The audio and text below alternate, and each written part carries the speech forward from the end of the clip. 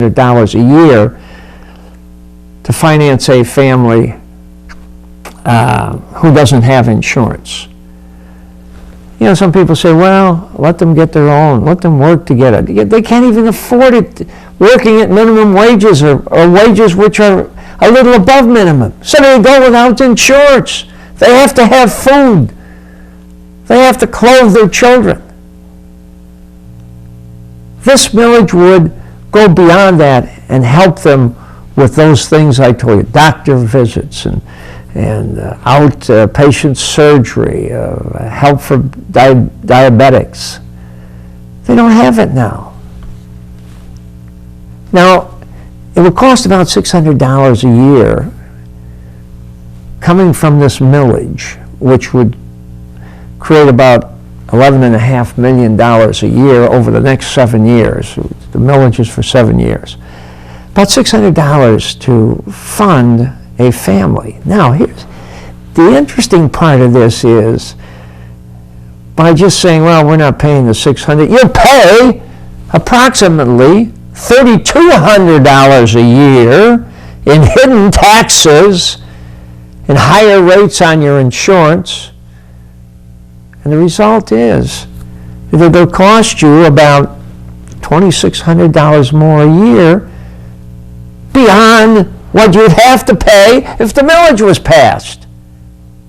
That has been statistically determined.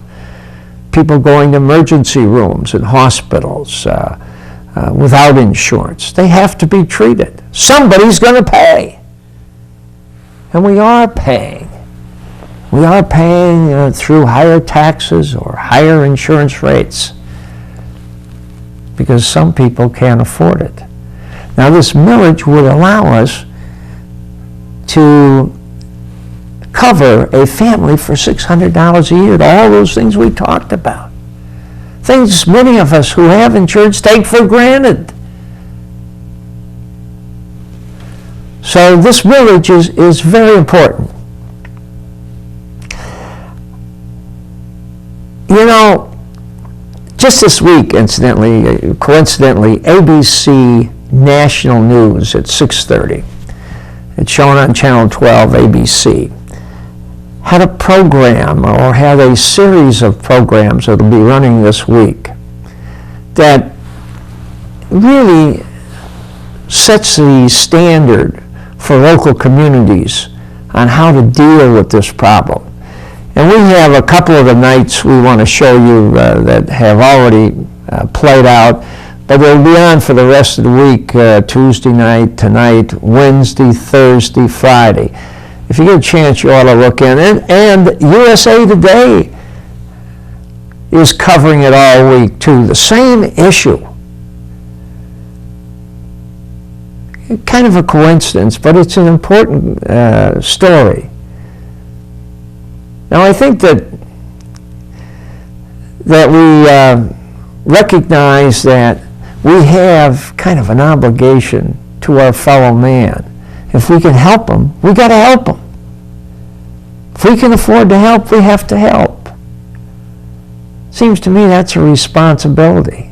The question is, how are we going to solve this problem? Will a millage proposal set for a November ballot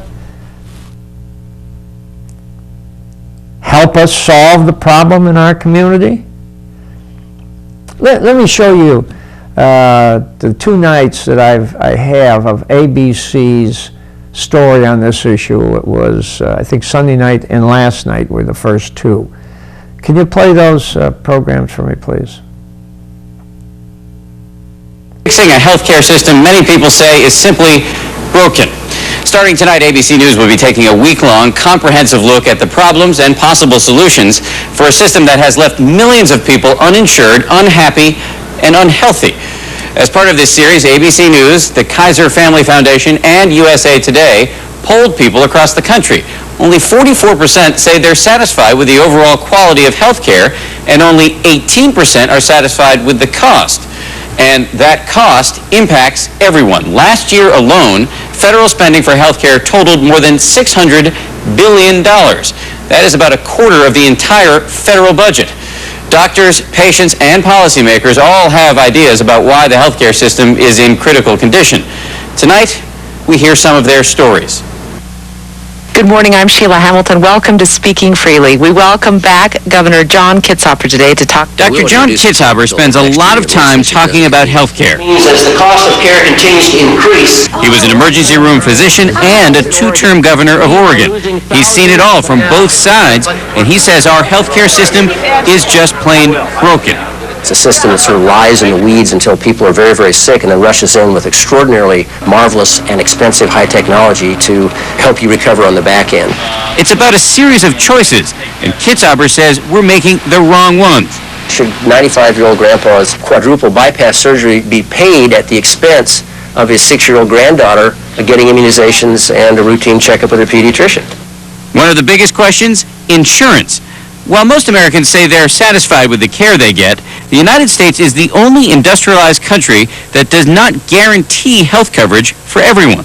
We do have a de facto policy of universal access. It's called the emergency room. Then those uncompensated costs are shifted back to people who do have insurance coverage by increasing their bills or increasing their insurance premiums. Or the cost is picked up by the government. If I wake up every day and nothing's hurting and I'm not nauseating and throwing up, I'm having a good day. Mamie Jackson has had trouble with her kidneys for most of her life.